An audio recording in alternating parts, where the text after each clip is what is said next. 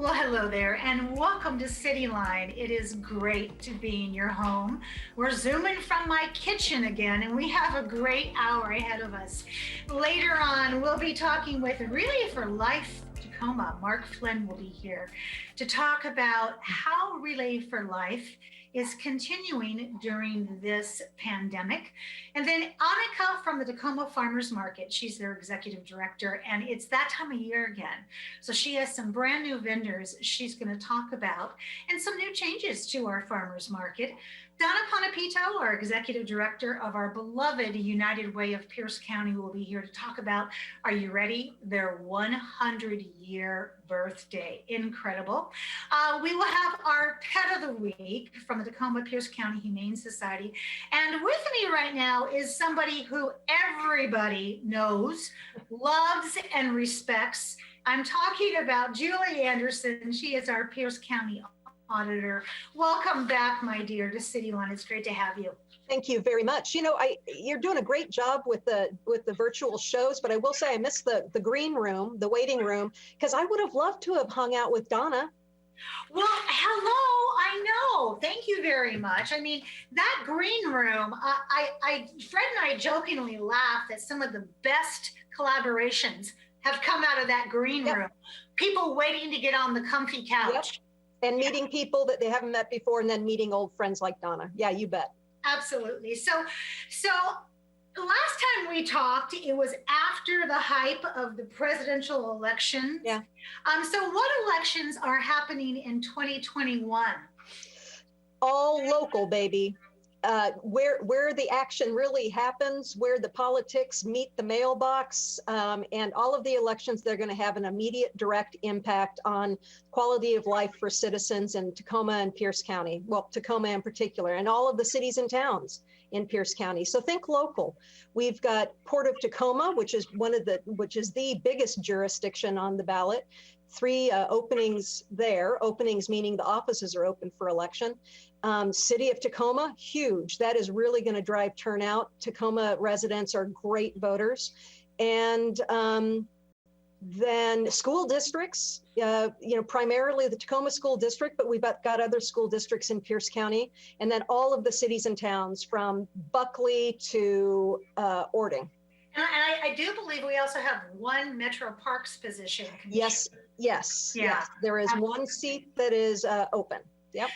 So Julie, you are so excellent at walking us through the recipe of primary elections. So first off, obviously it's coming up in August. When is the candidate filing period? So what are we looking for? Candidate filing period is right around the corner. So if you are interested, curious, or you might run, you better visit piercecounty.elections.org. We've got a little button that says, I want to run for office, and it takes you to the information for everything that candidates need to know. And it opens online at 9 a.m. So even before the pandemic, we did candidate filings online for a lot of different reasons. So returning candidates are not going to see much of a difference at all in this season. So you can file for office on a mobile phone at your desktop, or if you are really, superstitious or something, you can come into our office and use our computer kiosk if you don't have access to a computer, and we'll help you out. But if you need help, call 798-VOTE, of course. Perfect. So Julie, but there is something wonky about primaries, because you started out asking about primaries. So this is Washington state law, and it confuses even regular watchers of elections. Local elections, by and large, are nonpartisan. Washington state has a weird law where for nonpartisan races, there have to be 3 or more people who file for one office before it triggers a primary.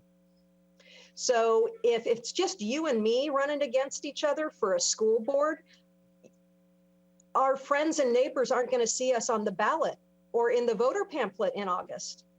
We won't pop up until November. And that always catches people off guard. But because for state lawmakers, legislators, it doesn't matter if it's just the incumbent that files.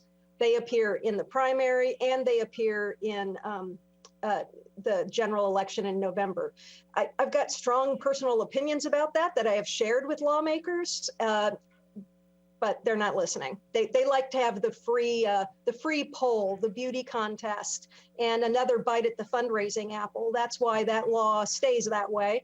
But for us, for folks that are interested in local government, it's nonpartisan, and it takes 3 or more to trigger a primary. So keep that in mind. So Julie, I know that you have that magic wand under your desk. Don't show it to us because, there'll be a rush on your office to get it. But if you look at right now, oh, there it is. She showed it. Hold it back up. Let's see it. The magic wand. Okay. If you were to look at what you know to be true right now, which districts are going to trigger a primary?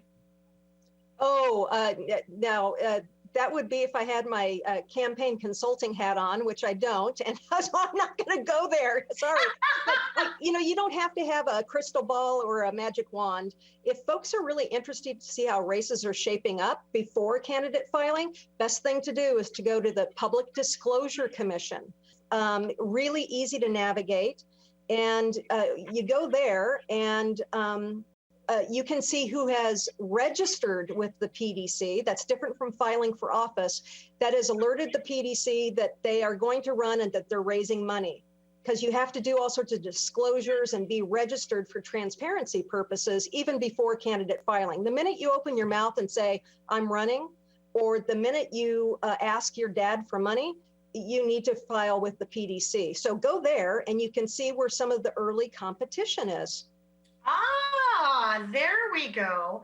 So just a few minutes ago, you had talked about if you don't have a computer, you can come in and look at ours. So that begs the question, what offices are open in the city of Tacoma? Well, we've got a slug of them, and it takes me a while to scroll through because I've got so many different jurisdictions, but we've got a slug of them in the city of Tacoma proper. So Mayor Woodard's is up for re-election. Lillian Hunter's seat, which is an at-large seat, is up for election. Robert Tom's, Council District 2, that's up. Catherine Ushka, District 4. Chris Beal, District 6. So that's quite a number of seats. That's going to be potentially a lot of action there. And I can tell you that there's a lot of action on the PDC. So just go there and you can find out who's serious about this. And then we've got, of course, the Port of Tacoma, and there are 3 seats up for election there. John McCarthy's seat, Dick Marzano's seat, and Don Meyer's seat. And you're not going to know until candidate filing if they plan to run again, unless they've gone to the trouble of issuing a press release saying, I'm going to retire. You don't know if they're going to run to keep their seats and they're going to be taking on challengers, or if it's going to be, vacant, an open field. So, and then we've got school board as well. That's something else that people are watching. And then we've got one opening on Metro Parks Tacoma, which is just a great organization. Yes, yeah, absolutely. Julie, how many years have you been our auditor? 11. Yeah. 11. So what tips do you have for this year's candidate? Because this is gold getting this from you. I have the same advice that your 3rd grade teacher did. Follow the instructions and don't be late. Seriously, we see accidents happen frequently in elections, and we don't want people to lose an opportunity to run or to lose their race because of a simple mistake that they made. I want to see people lose because they had rigorous competition and the voters spoke up, right? So we want to eliminate errors. 798 vote, there's no stupid questions, and your questions are confidential. If I'm running against you and I call the election center 798 vote and I ask kind of a rookie question, no one at the election center is going to call up Amanda and say, do you know what your opponent just asked us? So don't be surprised. So there's no dumb question. We keep things confidential and very professional, and we want to see you succeed and not make not make rookie errors. So go to our website, piercecountyelections.org, look under I want to run for office, and everything you need is there. And it's not tough reading. We've gone to great lengths to plain talk the language so that it's very understandable to newcomers. It's the RCWs behind it that are written in Latin practically, but we make it really easy. So read the instructions and don't be late. And don't forget about your obligations to the PDC. So you've got filing obligations with us, but you've got financial disclosures that you need to get done very well. There's penalties if you don't, and your opponent would have a field day if you made a mistake. So go to PDC, make sure you've got a treasurer. That's very important. It doesn't necessarily have to be a professional, but it has to be somebody that you trust, that's good with numbers and deadlines. And the PDC offers free training and everything is online. What other tips do I have? Run a positive race. And that's personal advice. Voters respond better to positive and statements about what you're going to do, about who you are, not what a lousy person the incumbent is. And there's a way you can draw distinctions between your style and the incumbent style that is not negative. That's fact-based. So run a positive campaign. That's the other thing I would say. In this era of COVID, you're probably not going to be doing a lot of handshaking and doorbelling. So pay attention to the virtual forums. I know the League of Women Voters is going to do online. TV Tacoma, thank goodness, is going to do the video voter pamphlet again. Watch those, forward those to your friends.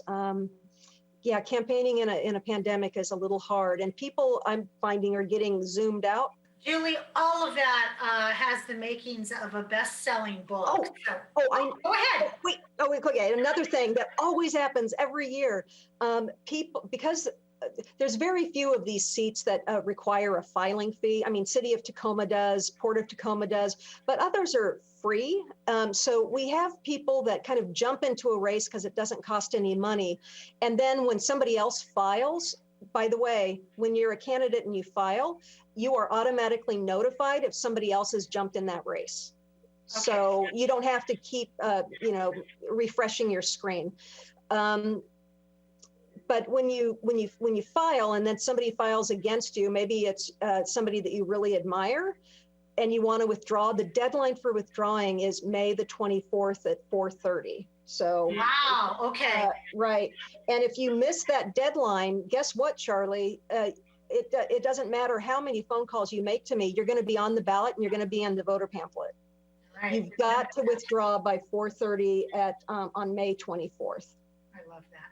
Julie, as always, you are a wealth of knowledge, and I can't thank you enough for spending 13 minutes of your very precious time with us here at Cityline.